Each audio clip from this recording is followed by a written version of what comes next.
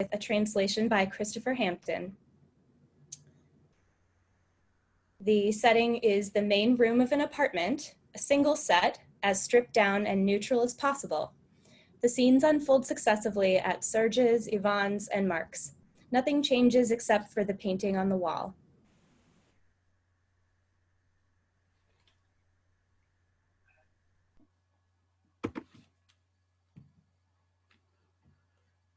My friend Serge has bought a painting. It's a canvas about 5 feet by 4, white. The background is white, and if you screw up your eyes, you can make out some fine white diagonal lines. Serge is one of my oldest friends. He's done very well for himself. He's a dermatologist, and he's really into art. On Monday, I went over to see the painting. Serge had actually got hold of it on Saturday, but he'd been lusting after it for several months. This white painting with white lines. At Serge's. At the floor level, a white canvas with fine white diagonal streaks. Serge looks at his painting, thrilled. Marc looks at the painting. Serge looks at Marc, looking at the painting.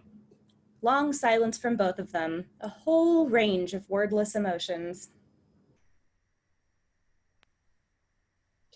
Expensive? 200,000. 200,000? Jean Delaney would take it off my hands for 220. Who's that? Delaney? Never heard of him. Jean Delaney, the Delaney Gallery. The Delaney Gallery would take it off your hands for 220. No, not the gallery, him. Delaney himself for his own collection. So why didn't Delaney buy it? It's important for them to sell to private clients. That's how the market circulates. Uh-huh. Well, you're not in the right place. Look at it from this angle. Can you see the lines? What's the name of the... A painter, Antrios. Well known? Very, very. Serge, you haven't bought this painting for 200,000 francs. You don't understand. That's what it costs. It's an Antrios. You haven't bought this painting for 200,000 francs. I might have known you'd miss the point. You paid 200,000 francs for this shit?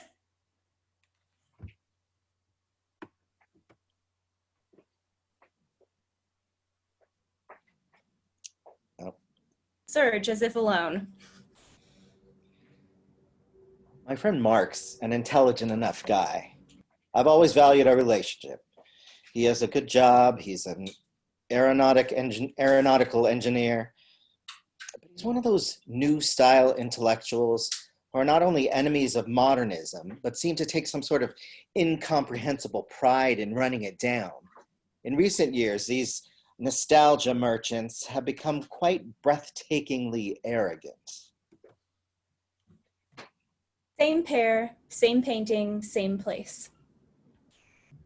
What do you mean, this shit? Serge, where's your sense of humor? Why aren't you laughing?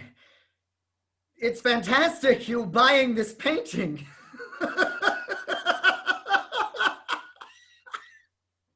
I don't care how fantastic you think it is.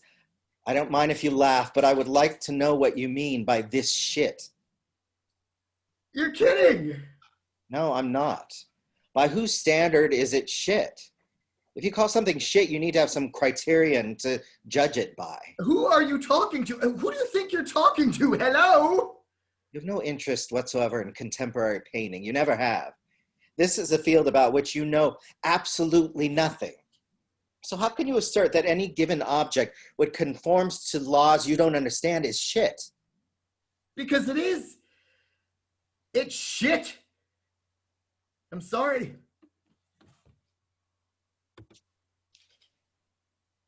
He doesn't like the painting. Fine. But there was no warmth in the way he reacted. No attempt. No warmth when he dismissed it without a thought. Just that vile, pretentious laugh. A real know-it-all laugh. I hated that laugh. It's a complete mystery to me, Serge buying this painting. It's unsettled me. It's filled me with some indefinable unease. When I left his place, I had to take 3 pellets of Gelsemium 9C, which Paula recommended. Gelsemium or Ignatia, she said. Gelsemium or Ignatia, which do you prefer? I mean, how the hell should I know? Because I couldn't begin to understand how Serge, my friend, could have bought that picture. 200,000 francs! He's comfortable, but he's not rolling in money. Comfortable, that's all, just comfortable. And he spends 200 grand on a white painting. I have to go see Yvan. He's a friend of ours. I have to discuss this with Yvan. Although Yvan's a very tolerant guy, which of course, when it comes to relationships, is the worst thing you can be. Yvan's tolerant because he couldn't care less. If Yvan tolerates the fact that Serge has spent 200 grand on some piece of white shit, it means he couldn't care less about Serge. Obviously. At Yvan's, on the wall, some motel painting. Yvan is on all fours with his back to us. He seems to be looking for something underneath a piece of furniture. As he does so, he turns to introduce himself. I'm Yvan. I'm a little tense at the moment because, having spent my life in textiles, I've just found a new job as a sales agent for a wholesale stationery business. People like me. My professional life has always been a failure, and I'm getting married in 2 weeks. She's a lovely, intelligent girl from a good family. Marc enters. Yvan has resumed his search and has his back to him. What are you doing? I'm looking for the top to my pen. All right, that's enough. I had it 5 minutes ago. It doesn't matter. Yes, it does. Marc gets down on his knees to help him look. Both of them spend time looking. Marc straightens up. Forget about it! Buy another one.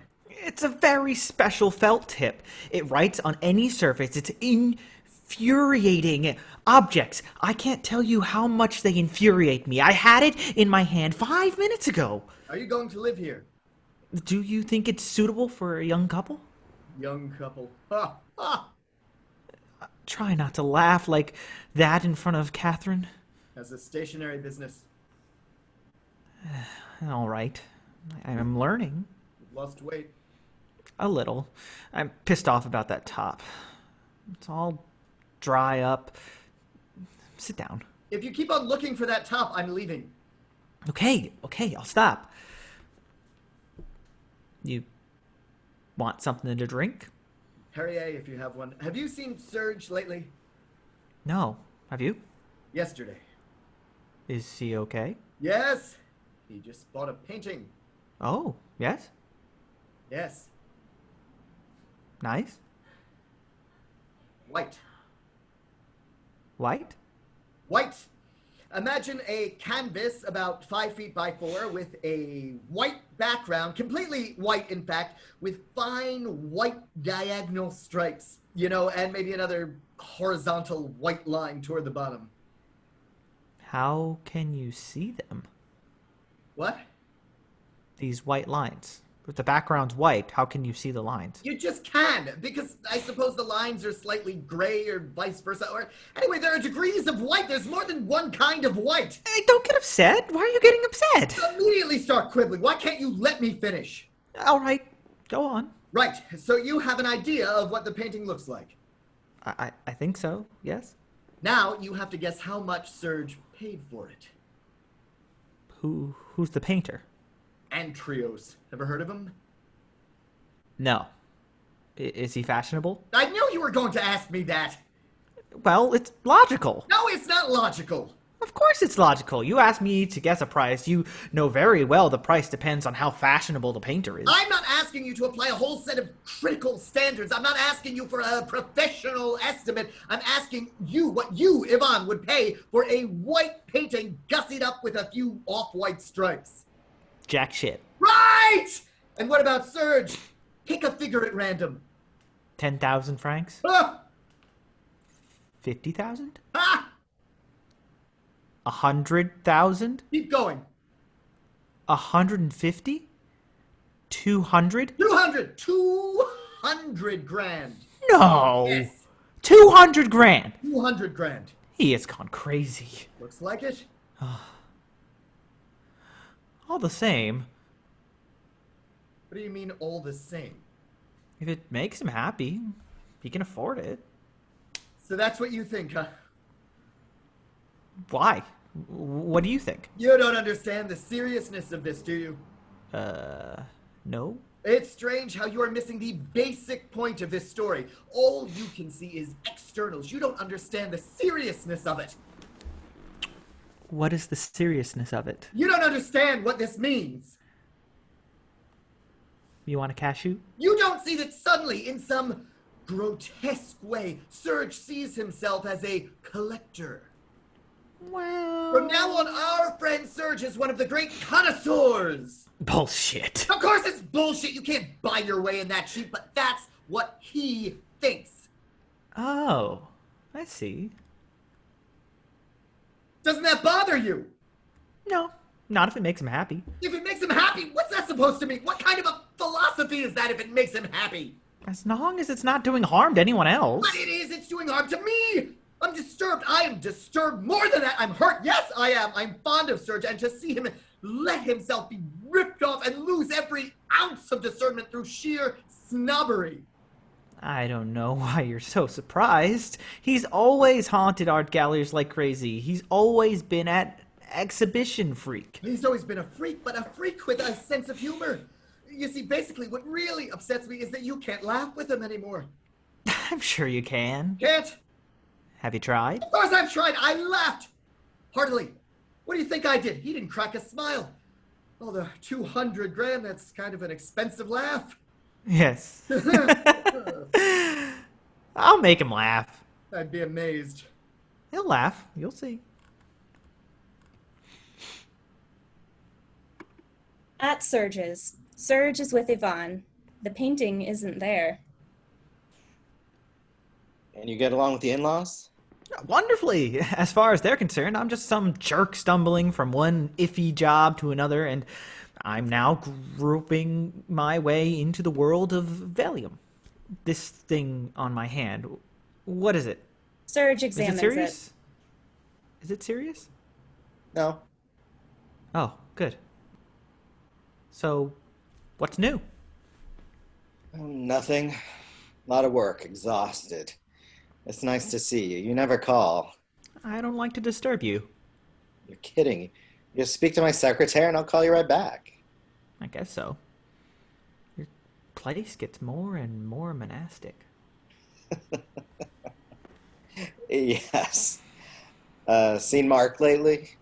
Not lately. No. Have you? 2 or 3 days ago. Is he all right? Yes, more or less. Oh? No, he's all right. I've talked to him on the phone last week. He seemed all right. Well, he is. He's all right. You seem to be implying he wasn't all right. On the contrary, I said he was all right. More or less, you said. Yes, more or less. More or less, all right. Yvonne wanders around the room.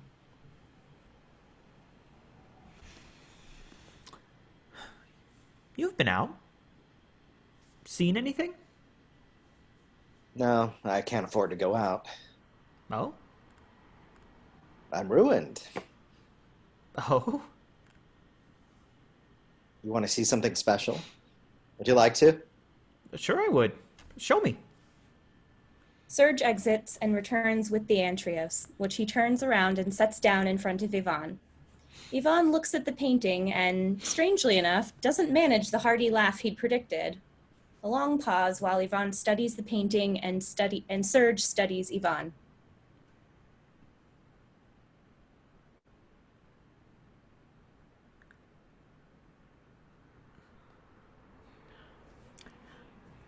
Ah. Yes. Yes. Yes.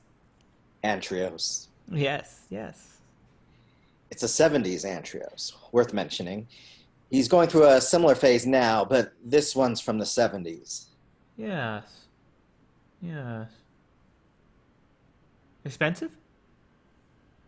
In absolute terms, yes. In fact, no. You like it? Ah. Yeah. Yes. Yes. Plane. Plane. Yes. Yes. And at the same time... Magnetic. Yes. Mm-hmm. You don't really get the resonance just at the moment. Well, a little. No, you don't. You have to come back in the middle of the day. That resonance you get from something monochromatic, it doesn't really happen under artificial light. Uh-huh. Not that this is actually monochromatic. Oh, no. How much? 200,000. Oh, very reasonable.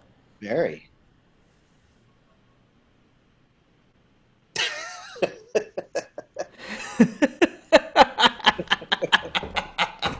Crazy or what?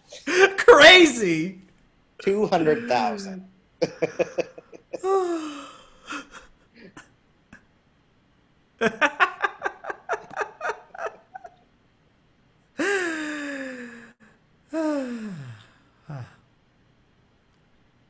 You know, Mark's seen this painting. Oh? Devastated. Oh? He told me it was shit. Completely inappropriate description. Absolutely. You can't call this shit. No. You can say, I don't get it, I can't grasp it. You can't say it's shit. I mean, you've seen his place. Nothing to see. It's like yours. What I mean is, you couldn't care less. His taste is classical. He likes things classical. What do you expect? He started in with his sardonic laugh. Not a trace of charm, not a trace of humor. You know Mark is moody. Nothing new about that. There's no sense of humor. With you, I can laugh. With him, I'm like a block of ice. It's true. He's a little gloomy right now. I don't blame him for not responding to this painting. He doesn't have the training. There's a whole apprenticeship you have to go through, which he hasn't. Either because he's never wanted to or because he has no particular instinct for it. None of that matters. No, what I blame him for is his tone of voice, his smugness, his tactlessness. I blame him for his insensitivity. I don't blame him for not being interested in modern art. I couldn't give a shit about that. I like him for other reasons. And he likes you. No. I felt it the other day. A kind of condensation, a contempt with a really bitter edge. No. Yes. Don't keep trying to smooth things over. Where'd you get this urge to be the great reconciler of the human race? Why don't you admit that Mark is atrophying? If he hasn't already atrophied. At Mark's, on the wall, a figurative painting, a landscape seen through a window. We laughed. You laughed. We laughed. Both of us. We laughed. I promise you, on Catherine's life, we had a good laugh, both of us, together. You told him it was shit and you had a good laugh. No, I didn't tell him it was shit. We laughed spontaneously. You arrived, you looked at the painting, and you laughed. And then he laughed. Yes. Something like that. We talked a little, and then it was pretty much the way you described it. And it was a genuine laugh. Perfectly genuine. Well, then I've made a mistake. Good. I'm really pleased to hear it. It was even better than you think. It was Serge who laughed first. It was Serge who laughed first. Yes. He laughed first and you joined in. Yep. But what made him laugh?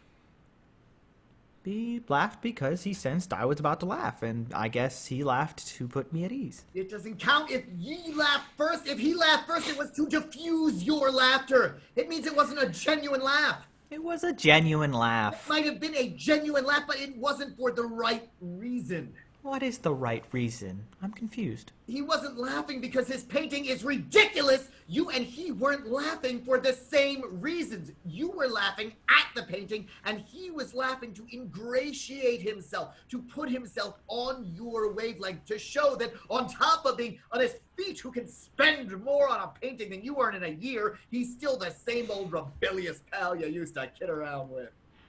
Mm-hmm. You know, Yes? this is going to amaze you. Go on. I didn't like the painting, but I actually did not hate it. Well, of course not. You can't hate what's invisible. You can't hate nothing. No, it has something. What do you mean? It has something. It's not nothing. You're kidding. I'm not as harsh as you. It's a work of art. There's a system behind it. A system? A system. What system? It's a completion of a journey. Ah, ha, ha! It wasn't painted by accident. It's a work of art which stakes its claim as part of a trajectory. Ha, ha, ha! Go ahead, laugh. You're parroting all of Serge's nonsense. From him, it's heartbreaking. From you, it's just comical. You know, Mark, this smugness, you want to watch for that. You're getting bitter. It's not very attractive. Good. The older I get, the more offensive I hope to become. Great. A system. You're impossible to talk to. There's a system behind it. You look at this piece of shit, but never mind. There's a system behind it. You think there's a system behind this landscape? He No. indicates to the painting on his wall. Too evocative, too expressive. Everything's on the canvas. No scope for a system. I'm glad you're enjoying yourself. Yvonne, look, speak for yourself. Describe your feelings to me. I felt a resonance. You felt a resonance. You're denying that I'm capable of appreciating this painting for myself? Of course I am. Well, why? Because I know you. Because apart from being disastrously open-minded, you're quite sane. I wish I could say the same for you. Yvonne, look me in the eye. I'm looking at you. Were you moved by Serge's painting? No. Answer me this. You and Catherine get this painting as a wedding present. Does it make you happy? Does it make you happy? Of course it doesn't make me happy. It doesn't make me happy, but generally speaking, I'm not the sort of person who can say I'm happy just like that. I'm trying to think of an occasion when I could have said, yes, I'm happy. Are you happy to be getting married? My mother stupidly asked me one day, are you at least happy to be getting married? Why wouldn't I be? What do you mean? Why wouldn't I be? You're either get happy or you're not happy. What's why wouldn't I be got to do with it?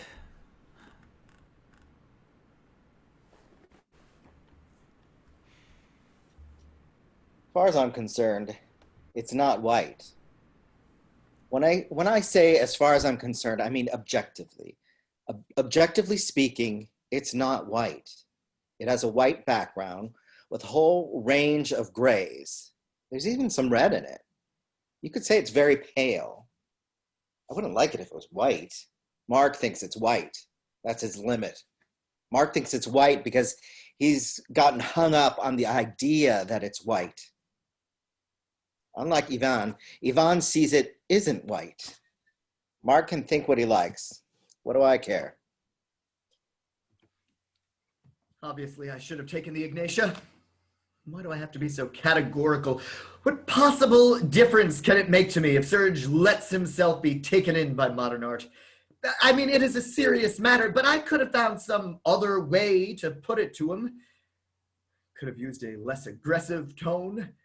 Even if it makes me physically ill that my best friend has bought a white painting, all the same, I ought to avoid attacking him about it. I have to be nicer to him. From now on, I'm on my best behavior. At Serge's.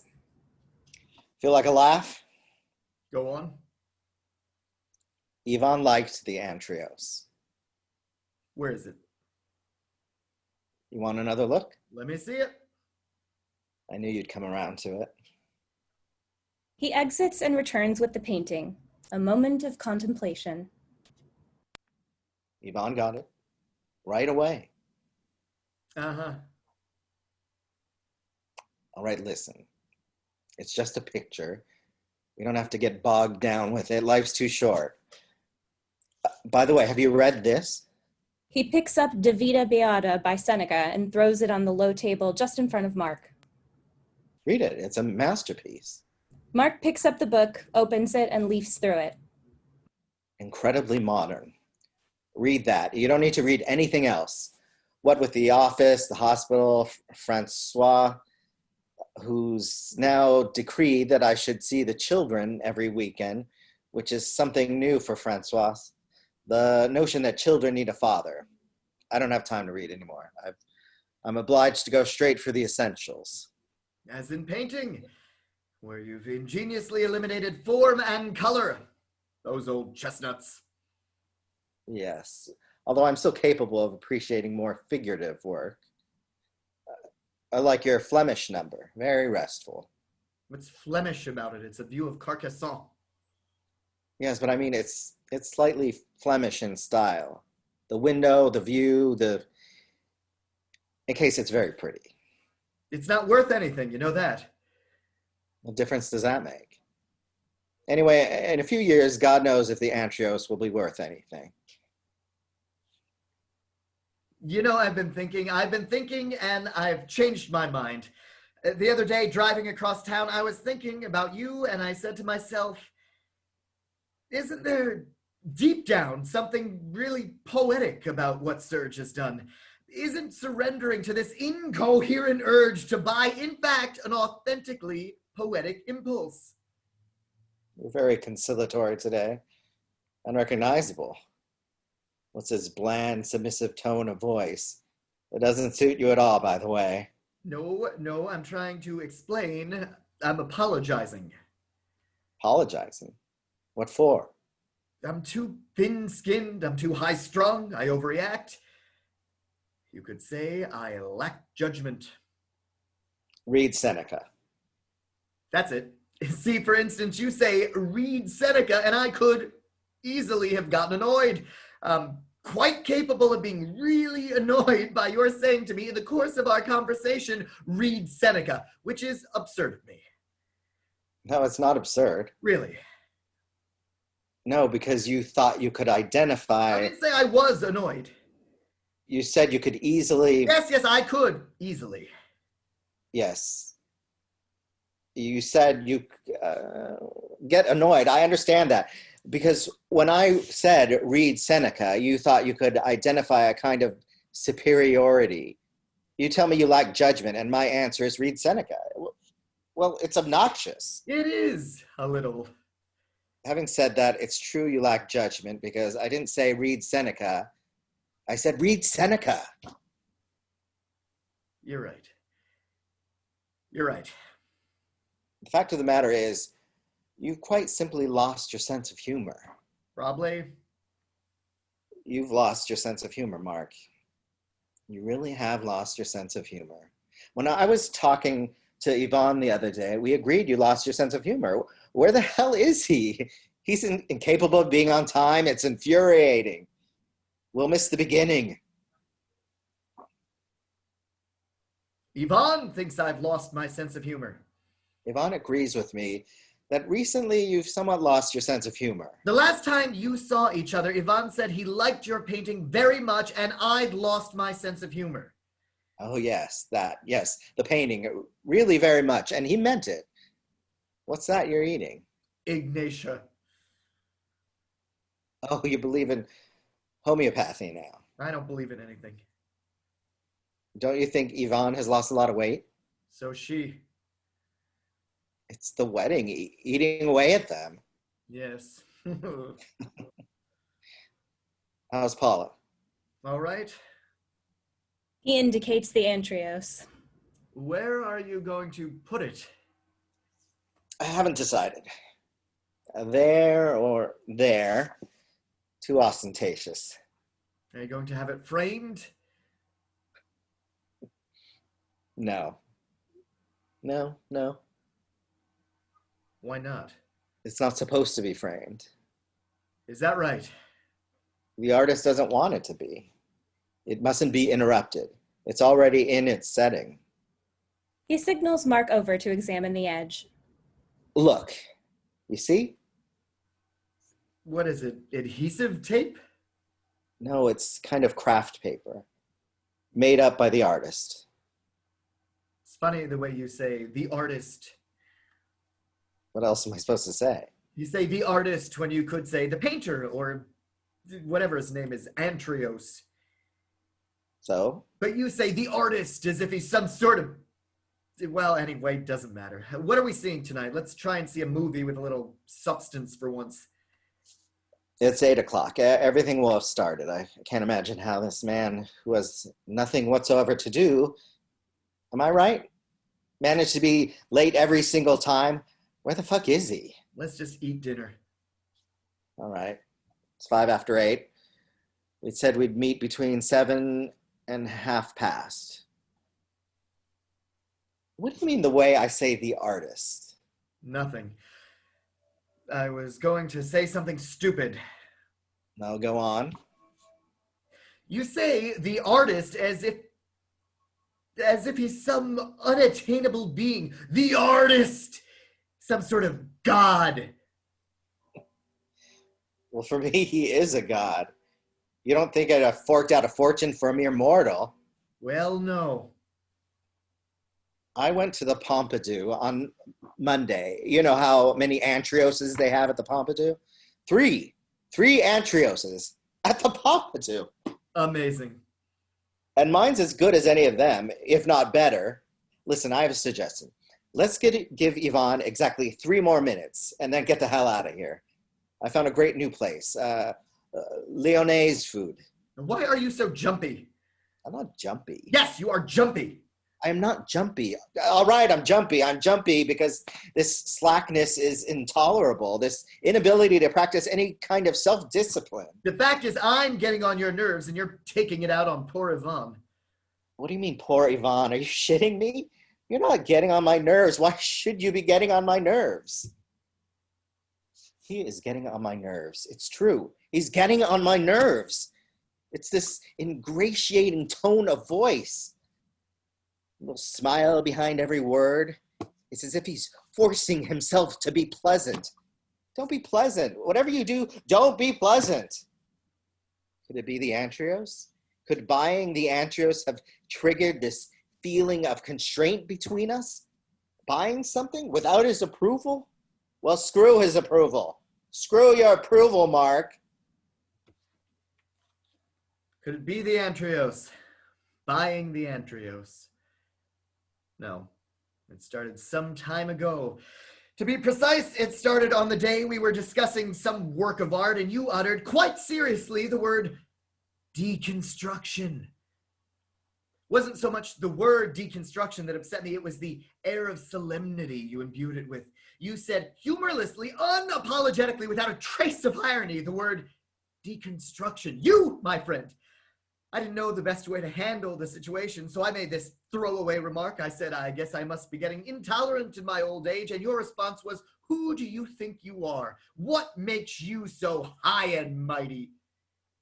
What gives you the right to set yourself apart? Serge responded in the shittiest possible way and totally unexpectedly. You're just Mark. What makes you think you're so special? That day I should have punched him right in the mouth. And when he was lying there on the ground, half dead, I should have said to him, you're supposed to be my friend. What sort of a friend are you, Serge, if you don't think your friends are special? At Serge's, Mark and Serge as we left them.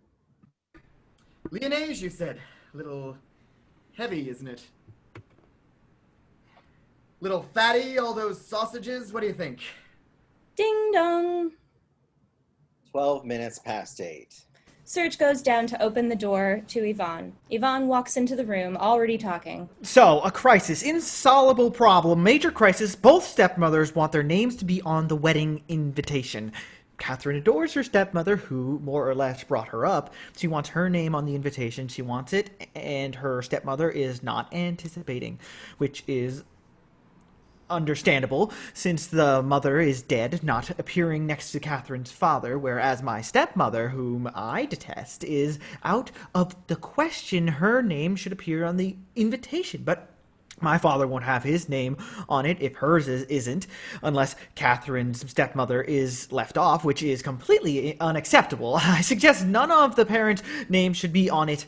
After all, we are not adolescents. We can announce our wedding and invite people ourselves. So, Catherine screamed her head off, arguing that would be a slap in the face of her parents, who are paying through the nose for the reception, and particularly for her stepmother, who has gone to so much trouble when she isn't even her daughter. And I finally let myself be persuaded, totally against my better judgment, because she wore me down. I finally agreed that my stepmother, whom I detest, who is a complete bitch, will have her name on the invitation. So I telephoned my mother, to warn her. Mother, I said, I've done everything I can to avoid this, but we have absolutely no choice. Colette's name has to be on the invitation, she said. If Colette's name is on the invitation, take mine off it.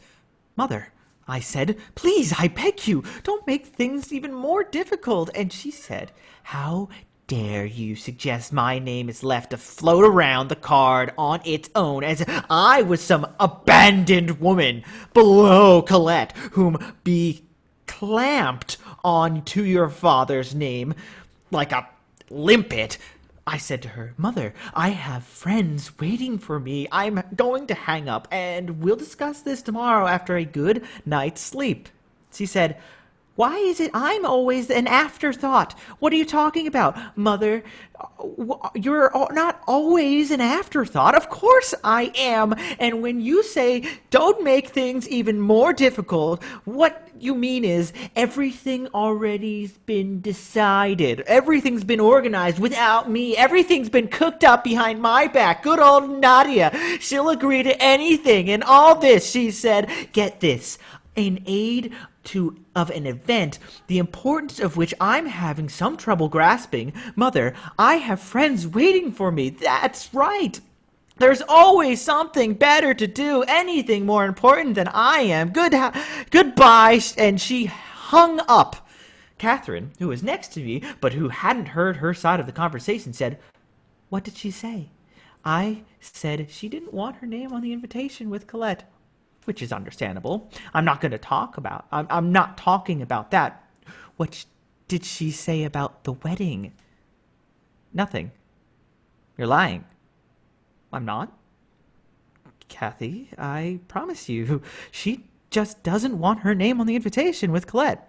Call her back and tell her when your son's getting married, you rise above your vanity, and you could say the same thing to your stepmother. That's got nothing to do with it, Catherine shouted at me. I'm the one who's insisting her name's on it. It's not her, the poor thing. She tact personified.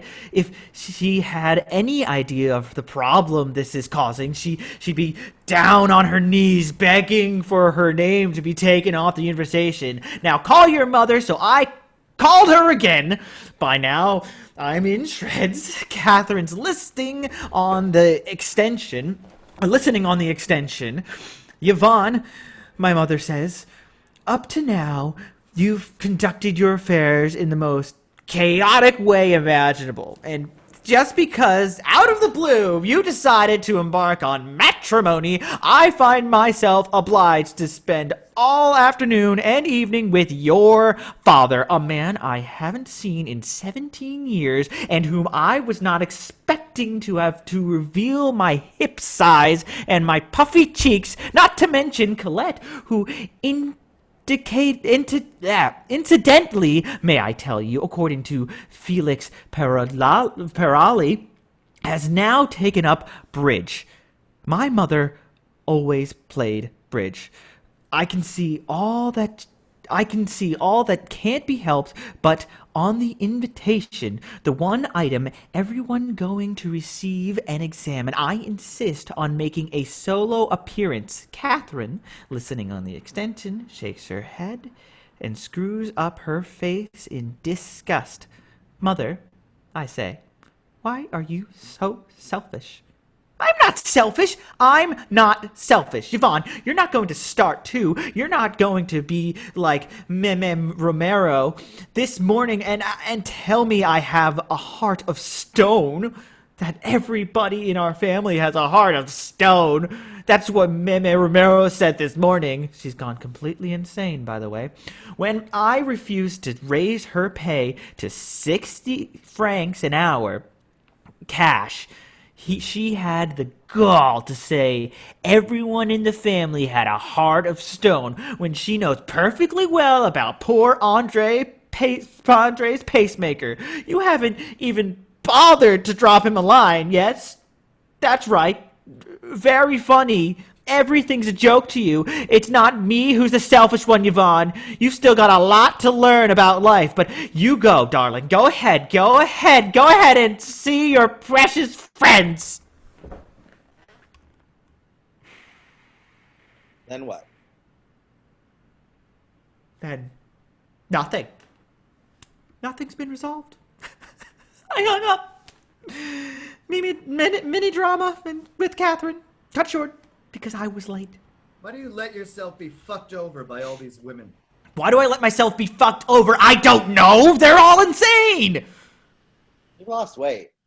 Of course I have! 10 pounds purely through stress. Read Seneca. The happy life. Just what I need. What's he suggest? The masterpiece. Oh? He hasn't read it. Oh. No, but Serge just told me it was a masterpiece. I said it was a masterpiece because it is a masterpiece. Right. It is a masterpiece. Why are you getting annoyed? You seem to be insinuating I use the word masterpiece any chance I get. Not at all. You said the word in a kind of sarcastic way. Not at all. Yes, the word masterpiece in a kind of... Is it crazy? Not at all! However, when you used the word, you qualified it by saying incredibly modern. Yes, so?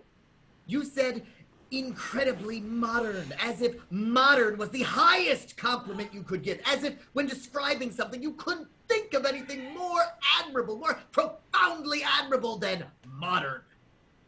So? So nothing. And please note, I made no mention of the word incredibly modern. You're really needling me today. No, I'm not. You're not going to fight! That would just about finish me off! You don't think it's extraordinary that a man who wrote nearly 2,000 years ago should still be so completely up to date? No, of course not. That's the definition of a classic.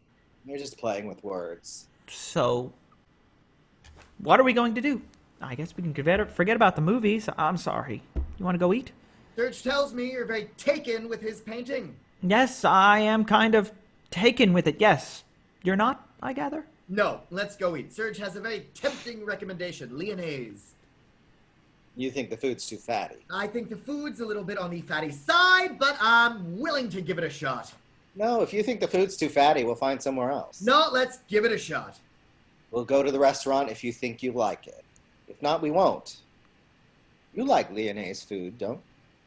I'll do whatever you like. He'll do whatever you like. Whatever you like, he'll always do. What's the matter with you? You're both acting very strange. He's right. Once in a while, you could have an opinion of your own. Listen, if you think you're going to use me as your punching bag, I'm out of here. I've put up with enough today. Where's your sense of humor, Yvonne? What? Where's your sense of humor, kiddo? Where's my sense of humor? I don't see anything to laugh at. Where's my sense of humor? Are you trying to be funny? I think recently you've somewhat lost your sense of humor. You better watch that, believe me. What's the matter with you? Don't you think recently I've also somewhat lost my sense of humor?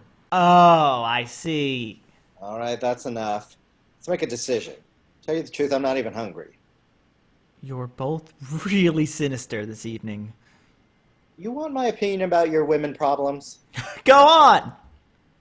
In my view, the most hysterical of all of them is Catherine. By far. No question. And if you're already letting yourself be fucked over by her, you're in for a hideous future. Well, what can I do? Cancel it. Cancel the wedding? He's right. But I can't. Are you crazy? Why not? Well, because I can't. That's all. It's all arranged. I've only been working in the stationery business for a month. What's that got to do with it? It's her uncle's stationery business. He had absolutely no need to take anyone on.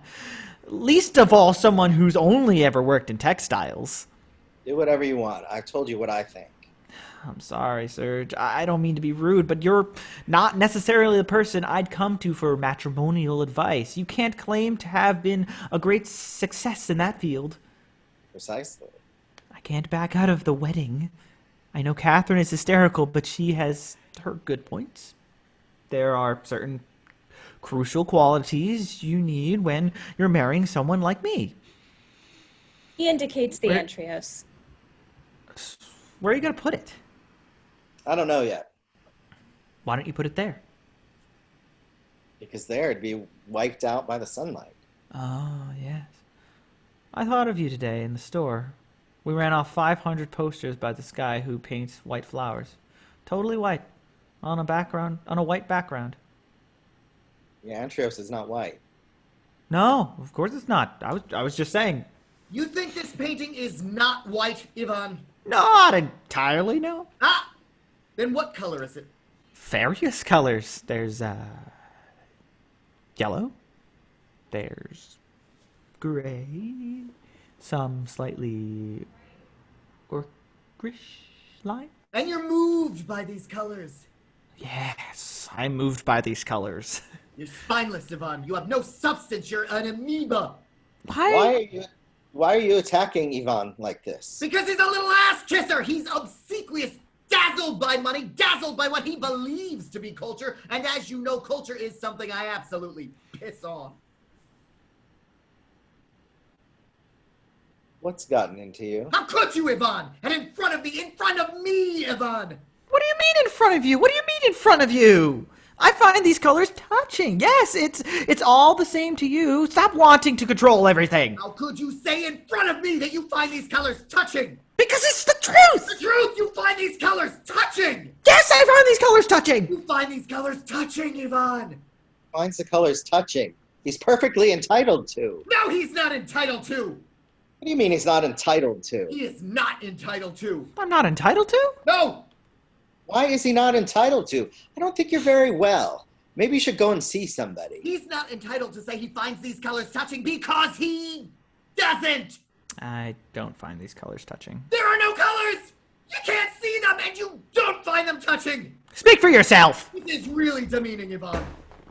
Who do you think you are, Mark? Who are you to legislate? You don't like anything. You despise everyone. You take pride in not being a man of your time. What's that supposed to mean, a man of my time? Okay, I'm leaving. Where are you going? I'm leaving. I don't see why I have to put up with your tantrums.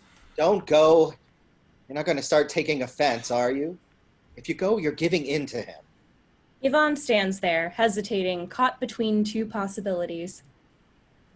A man of his time is a man who lives in his own time. Bullshit! How can a man live in any other time but his own? Answer me that. A man of his time is someone whom it can be said in 20 years or in 100 years' time, he was representative of his era. Huh. To what end? What do you mean, to what end? What use is it to me if somebody someday says I was representative of my era? Listen, sweetheart, we're not talking about you. If you can imagine such a thing. We don't give a fuck about you. A man of his time, I'm trying to explain to you, like most people you admire, is someone who makes some kind of contribution to the human race. A man of his time doesn't assume the history of art has come to an end with a pseudo-Flemish view of caviar. Carcassonne. Same thing. A man of his time plays his part in the fundamental dynamic of evolution. And that's a good thing in your view. It's not good or bad. Why do you always have to moralize? It's just the way things are. And you, for example, you play your part in the fundamental dynamic of evolution. I do. What about Yvonne? Surely not. What part can an amoeba play? In his way, Yvan is a man of his time. How can you tell? Not from that motel painting he has hanging on his wall. That is not a motel painting. It is a motel painting. It is not! What's the difference? Yvonne represents a certain way of life, a way of thinking which is completely modern. And so do you. I'm sorry, but you're a typical man of your time. And in fact, the harder you try not to be, the more you are. Well, okay, fine. So what's the problem? There is no problem, except for you. Because you take pride in your desire to shut yourself off from humanity. And you'll never manage to. It's like you're in quicksand. The more you struggle to get out of it, the deeper you sink. Now apologize to Yvan. Yvan is a coward. At this point, Yvan makes his decision and exits in a rush. Bravo! Wasn't a good idea to see each other tonight, was it? I ought to go too. Maybe. Right. You're the coward. Attacking someone who's incapable of defending himself. As you well know. You're right. You're right, and when you put it like that, it makes me feel even worse. The thing is, all of a sudden, I can't understand. I have no idea what binds me to Yvan. I have no idea what my relationship with him consists of. Yvonne's always been what he is. No, he used to be eccentric, kind of absurd. He was always unstable, but his eccentricity was disarming. What about me? What about you? Do you have any idea what binds you to me? It's a question that could take us down a very long road. Lead on. I'm sorry I upset Yvan. Ah, at last you've said something approximately human. What makes it worse is that the motel painting he has hanging on his wall was, I'm afraid, painted by his father. It was? Shit! Yes. But you said! Yes, but I remembered as soon as I said it. Oh, shit. Hmm. Ding dong. Serge goes to answer the door. Yvan enters immediately, talking as he arrives.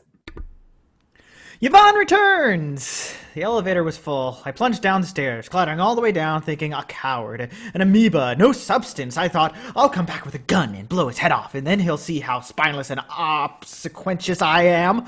I got to the lobby, and I said to myself, listen, pal, you haven't been in therapy for 6 years to wind up shooting your best friend, and you haven't been in therapy for 6 years without learning that some deep anxiety must lie behind his insane aggression. So I relaunched myself, telling myself as I mount the pentennial stair, this is a cry for help. I have to help, Mark.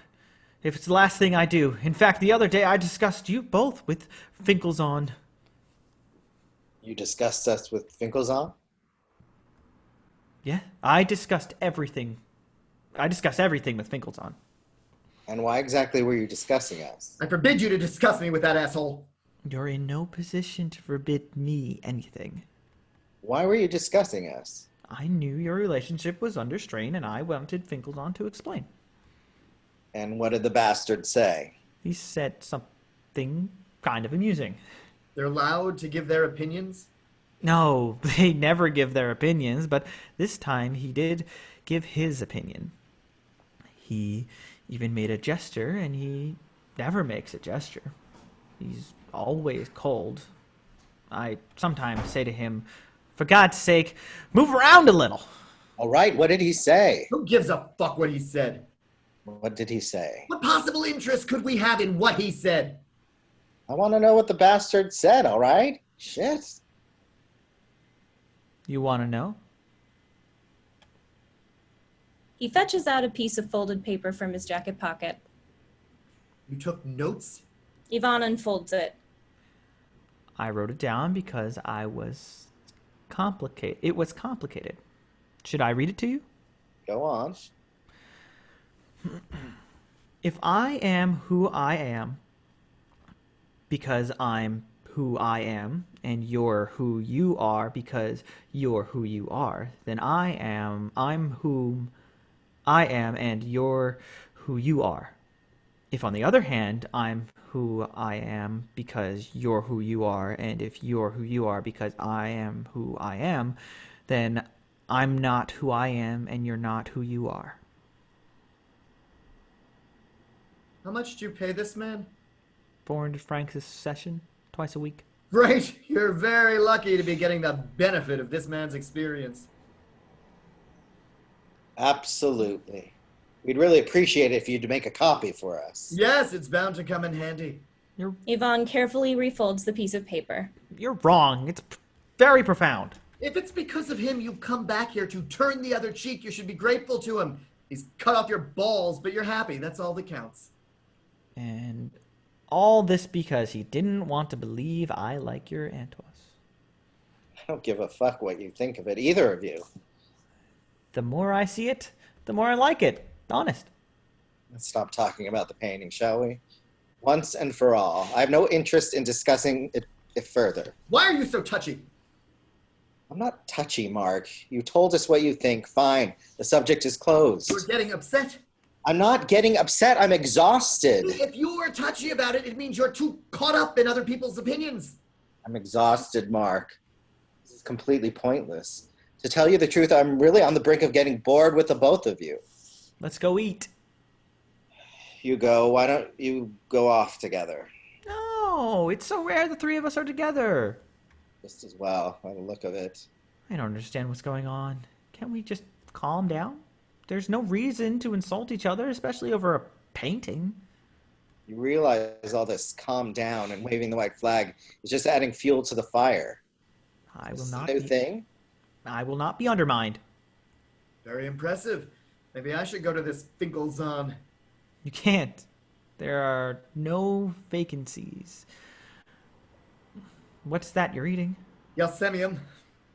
I'll give in to the logic of events, marriage, children, death, stationary. What else can happen? Moved by a sudden impulse, Serge picks up the Antrios and takes it back where he found it in the next room. He returns immediately. We're not worthy to look at it. Exactly. Or are you afraid if it stays in my presence, you'll wind up looking at it through my eyes? No. You know what Paul Valéry says? And I'd go quite a bit further. I don't give a fuck what Paul Valéry says. You've stopped liking Paul Valéry? Don't quote Paul Valéry at me. But you used to love Paul Valéry. I don't give a fuck what Paul Valéry says. But I discovered him through you. You're the one who got me into Paul Valéry. Don't quote Paul Valéry at me. I don't give a fuck what Paul Valéry says. What do you give a fuck about? I give a fuck about you buying that painting. I give a fuck about you spending 200 grand on that piece of shit. Don't start again, Mark. I'm going to tell you what I give a fuck about. Since everyone is coming clean, I give a fuck about your snickering and insinuations. Your suggestion that I also think the picture is a grotesque joke. You've refused to admit that I could feel a genuine attachment to it. You've tried to set up some kind of loathsome complicity between us, and that's what made me feel, Mark, to use your expression, a little binds us together these days. Your perpetual display of distrust. It's true. I can't imagine you genuinely loving that painting. But why? Because I love Serge, and I can't love the Serge who's capable of buying that painting. Why do you say buying? Why don't you say loving? Because I can't say loving. I can't believe loving. So why would I buy it if I didn't love it? That's the nub of the question. See how smug he is? Trying to be straightforward, and he responds in this pompous, heavy-handed tone. Never crossed your mind for a second, however improbable it might seem, that I might really love it, and that your vicious, inflexible opinions and your vile assumption of complicity might be hurtful to me? No. When you asked me what I thought of Paula, a girl who once spent an entire dinner party maintaining Ehlers-Danlos syndrome could be cured homeopathically, did I say I found her ugly, repellent, and totally charmless? I could have. Is that what you think of Paula? What's your theory? No, of course he doesn't think that. You couldn't possibly think that of Paula. Answer me. You see the effect you can have. Do you think what you just said about Paula? Worse, actually. No. Worse, Serge, worse than repellent. Will you explain how someone can be worse than repellent? Interesting. When it's something that concerns you personally, I see words can bite a little deeper. Serge, will you explain how someone can be worse than repellent? No need to take that frosty tone. Perhaps it's... Let me try and answer you. Perhaps it's the way she waves away cigarette smoke. The way she waves away cigarette smoke. Yes, the way she waves away cigarette smoke. What appears to you a gesture of no significance, what you think of as a harmless gesture, is in fact the opposite. And the way she waves away cigarette smoke sits right at the heart of her repellentness. You're speaking to me of Paula, the woman who shares my life in these intolerable terms because you disapprove of her method of waving away cigarette smoke? That's right. Her method of waving away cigarette smoke condemns her out of hand. Serge, before I completely lose control, you better explain yourself. This is very serious, what you're doing. A normal woman wouldn't say, "I'm sorry, I found the smoke a bit uncomfortable. Would you mind moving your ashtray?" But not her. She doesn't deign to speak. She describes her contempt in the air with this calculated gesture, warily malicious. This hand movement she imagines is imperceptible, the implication of which is to say, "Go on, smoke, smoke. It's pathetic, but what's the point of calling attention to it?" Which means you can't tell it's you or your cigarette that's getting up her nose. You're exaggerating. You notice he doesn't say I'm wrong. He says I'm exaggerating, but he doesn't say I'm wrong. Her method of waving away cigarette smoke reveals a cold, condescending, and narrow-minded nature. Just what you're in the process of acquiring yourself. It's a shame, Mark. It's a real shame you've taken up such a life-denying woman.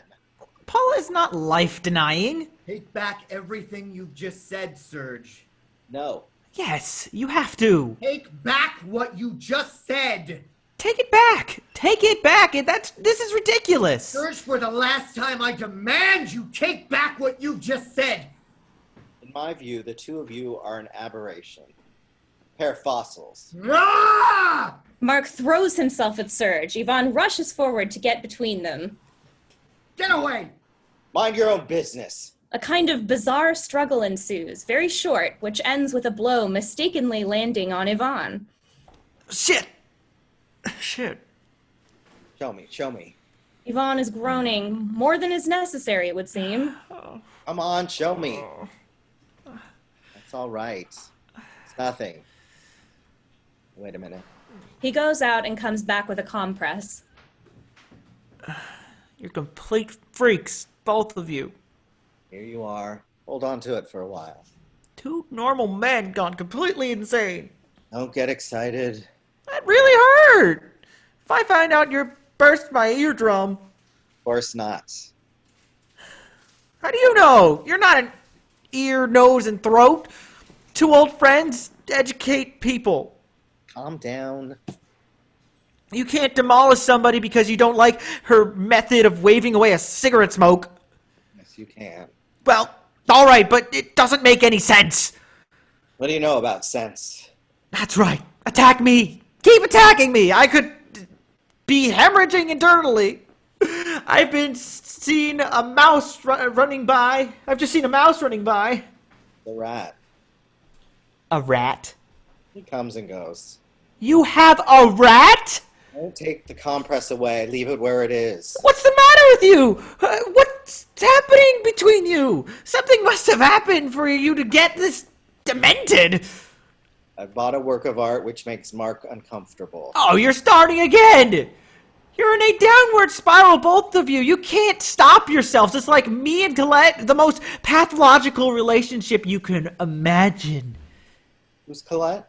My stepmother. Oh, you haven't mentioned her for a while.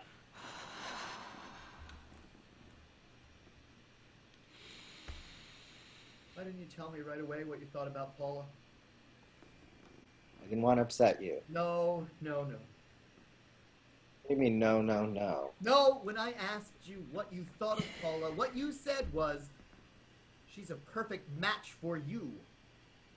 Yes. Which sounded positive coming from you, Sure. given the state you were in at the time. All right, what are you trying to prove? But today, your assessment of Paula, or in other words, me, is far harsher. I don't understand. Of course you understand. I don't. Since I can no longer support you in your frenzy, though recent craving for novelty, I've become condescending, narrow-minded, fossilized. I'm in agony. It's like something's drilling through my brain. Have a sip of brandy. What do you think? If something's shaken loose in my brain, don't you think alcohol's a little risky? You want an aspirin? Aspirin? Well, What the fuck do you want? don't worry about me. Carry on with your preposterous conversation. Don't pay any attention to me. Easier said than done. You might squeeze out a drop of compassion, but no. I don't mind your spending time with Paula. I don't resent you being with Paula. You have no reason to resent it. But you resent me. Well, I was about to say for being with the Antrios. Yes, I'm missing something here. I didn't replace you with Paula. Are you saying I replaced you with the Antrios? Yes, I replaced you with the Antrios? yes, with the Antrios and everything it implies. You understand what he's talking about? I couldn't care less. You're both insane. In my time, you'd never have bought that picture. It's not supposed to mean in your time. The time when you made a distinction between me and other people, when you judged things by my standards. Was there such a time? That's just cruel and petty. I assure you, I'm staggered. And if Yvan hadn't turned into such a sponge, he'd back me up. Keep going, keep going. It's water off a duck's back. There was a time you were proud to be my friend. You congratulated yourself on my being a maverick, on my taste for standing apart. You enjoyed exhibiting me untamed to your circle, you whose life was so normal. I was your alibi. But eventually, I suppose that kind of affection dries up. Belatedly, you claim your independence. I like belatedly. But I detest your independence. It's violence. You've abandoned me. I've been betrayed. As far as I'm concerned, you're a traitor. If I understand correctly, he was my mentor? Yvonne doesn't respond. Marc stares at Serge contemptuously. And if I loved you as my mentor, what was the nature of your feelings? You can guess. Yes. Yes, but I want to hear you say it. I loved the way you saw me. I was flattered. I was always grateful to you for thinking of me as a man apart. I even thought being a man apart was a somehow superior condition until one day you pointed out to me that it wasn't. This is very alarming. It's the truth. What a disaster. Yes, what a disaster. What a disaster. Especially for me. Whereas you found a new family. Your penchant for idolatry has unearthed new objects of worship. The artist. Deconstruction. What is deconstruction? You don't know about deconstruction? Ask Serge. He's very much on top of the subject. To convince me some ridiculous artwork is comprehensible, you pick a word from Builders Weekly. Oh, you're smiling. You see, when you smile like that, I think there's still some hope, like an idiot. Why don't you make up and let's enjoy ourselves this evening? All this is ludicrous. It's my fault. We haven't seen much of one another lately. I've been away and you started mixing with the high end. The Robsons, the Dupree Coders, that dentist, Roger Hallier. He's the one who... No. Not at all. He's from another world. He only likes conceptual art. It's all the same thing. No, it's not all the same thing. You see, more evidence of how I let you slip away. Now when we talk, we can't even make ourselves understood. I had no idea whatsoever. Really, it's come as a complete surprise how much I was under your influence, the extent to which you owned me. Or didn't own you, as it turns out. You should never leave your friends unchaperoned. Your friends need to be chaperoned, otherwise they'll get away. Look at poor Yvan, whose chaotic behavior used to delight us. We've allowed him to become this timid stationer, practically married. He bought us his originality, and now he's making every effort to piss it away. Us. He brought us. You know what you're saying? Everything has to revolve around you. Why can't you learn to love people for themselves, Mark? What does that mean, for themselves? For what they are. But what are they? What are they? Apart from my faith in them. I'm desperate to find a friend who has some kind of prior existence. So far, I've had no luck. I've had to mold you. But you see, it never works. There comes a day when your creature has dinner with the Deprecoders, and to confirm his new status, goes off and buys a white painting. So here we are, at the end of a 15-year friendship. Yes. Pathetic. See, if only we'd managed to have a normal discussion. I mean, if only I'd been able to express myself without losing my temper. Well, Nothing. yes. Go on. Why can't we exchange one single dispassionate word? I don't believe in the values that dominate contemporary art. The rule of novelty, the rule of surprise. Surprise is dead meat, Serge. No sooner conceived than dead.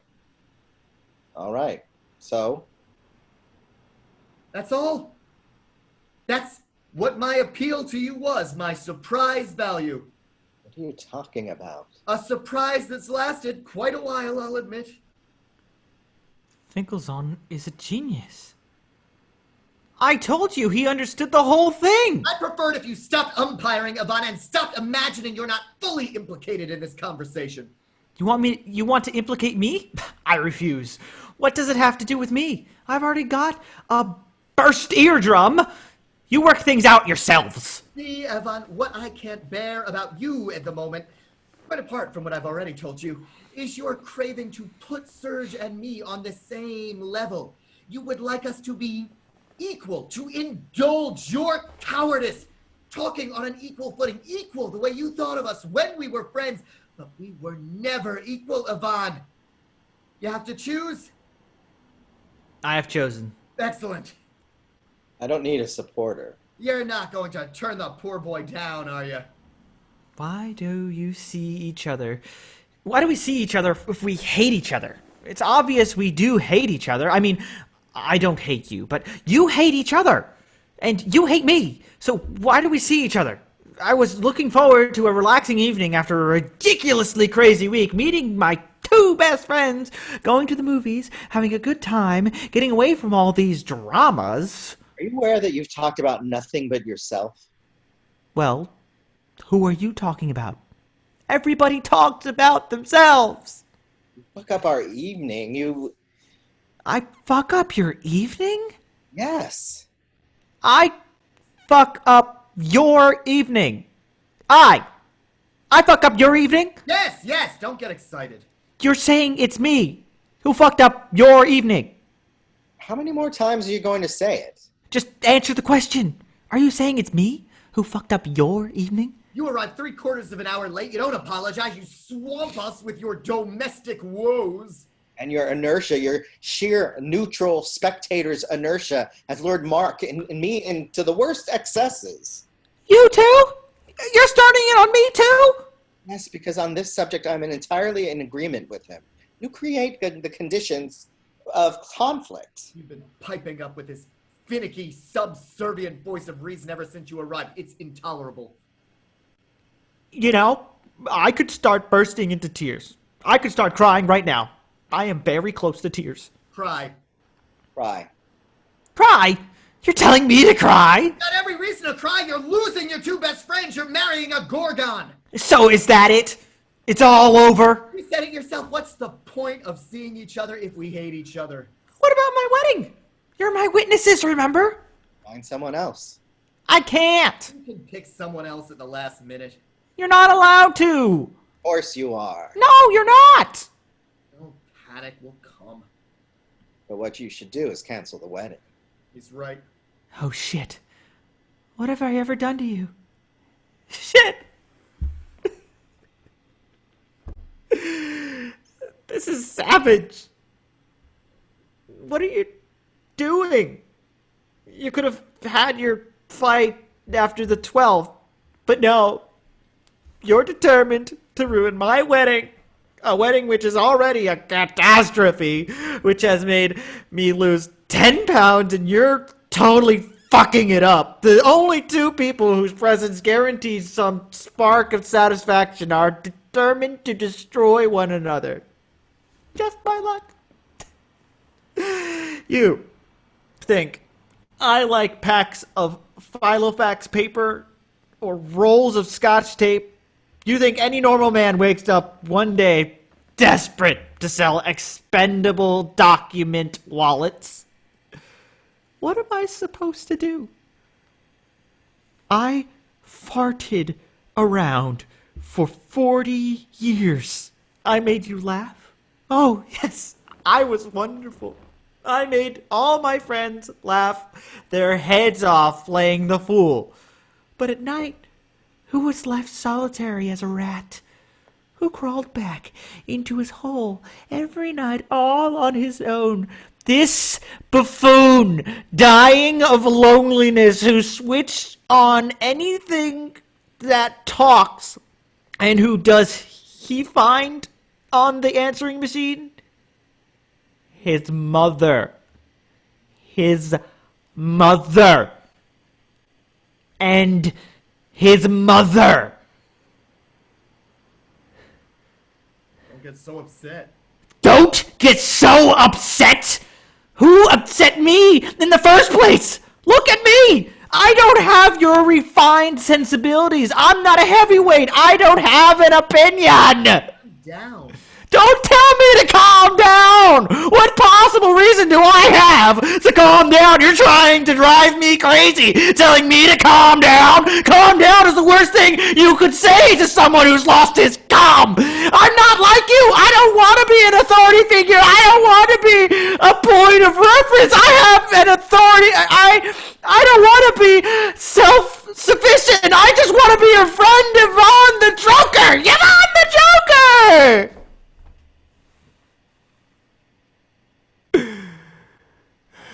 Could we try to steer clear of pathos? I'm finished.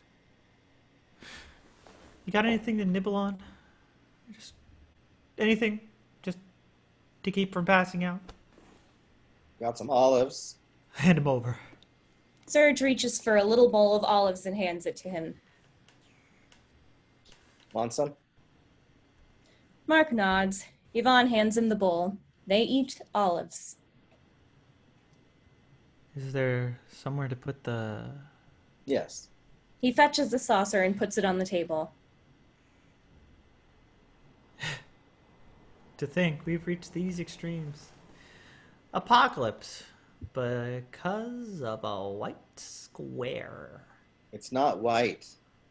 A piece of white shit.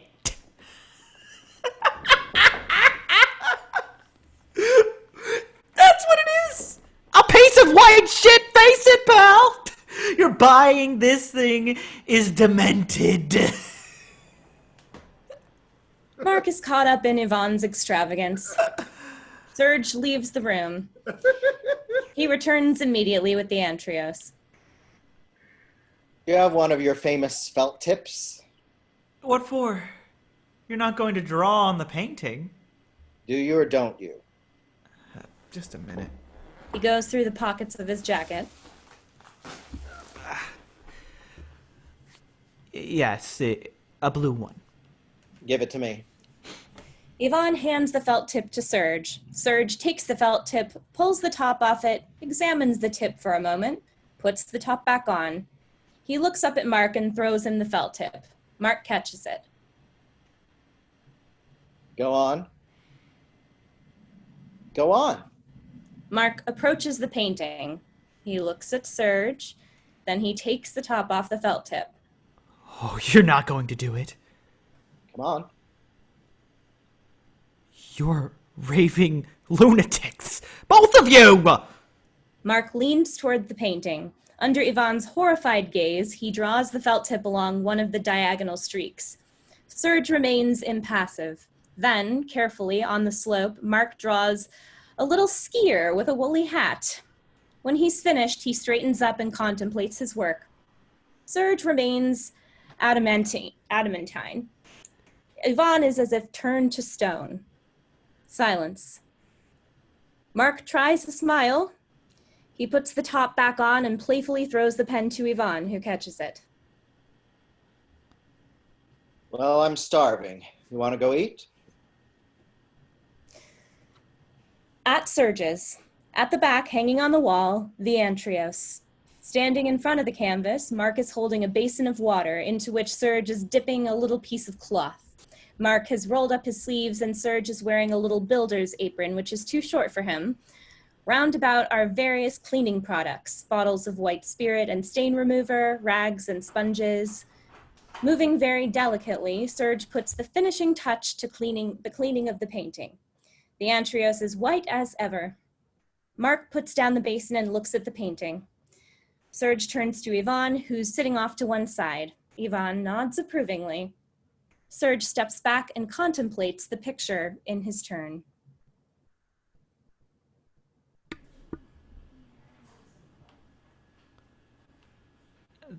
The day after the wedding, Catherine put her wedding bouquet and a little bag of sugared almonds on her mother's grave at the Montparnasse Cemetery. I slipped away to cry behind a monument, and in the evening, thinking again about this touching tribute, I started silently sobbing in my bed. I absolutely have to speak to Finkelzone about this tendency to cry. I cry all the time. It's not normal for someone my age. It started, or at least clearly revealed itself, at Serge's union of the white painting. After Serge, in an act of pure madness, had demonstrated to Marc that he cared more about him than he did about his painting, we went and had dinner, chez Emile. Over dinner, Serge and Marc made the decision to try and reconstruct a relationship destroyed by a word and a deed. At one point, one of them used the expression trial period, and I burst into tears. This expression, trial period, applied to our friendship, set off in me an uncontrollable and ridiculous convulsion. In fact, I can no longer stand any kind of rational argument. Nothing formative in this world, nothing great or beautiful in this world has ever been born of rational argument. Serge dries his hands. He goes to empty the basin of water and puts away all the cleaning products until there's no sign left of domestic activity. Once again, he looks at the painting. Then he turns and advances toward the audience. When Marc and I succeeded in obliterating the skier with the aid of Swiss soap plus added oxgall recommended by Paula, I looked at the antrios and turned to Marc.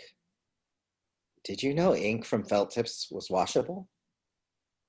No, Marc said. No, did you?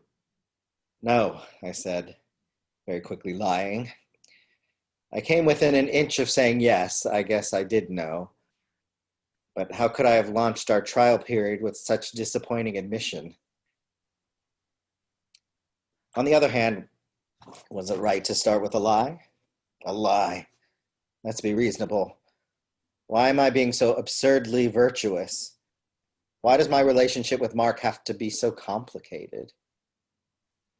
Gradually, the light begins to narrow down on the antrios. Marc approaches the painting. Under the white clouds, snow is falling. You can't see the white clouds or the snow, or the cold or the white glow of the earth.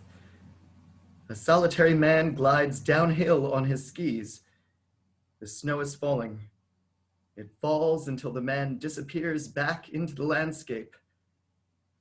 My friend Serge, who's one of my oldest friends, has bought a painting. It's a canvas about 5 feet by 4. It represents a man who moves across a space, then disappears.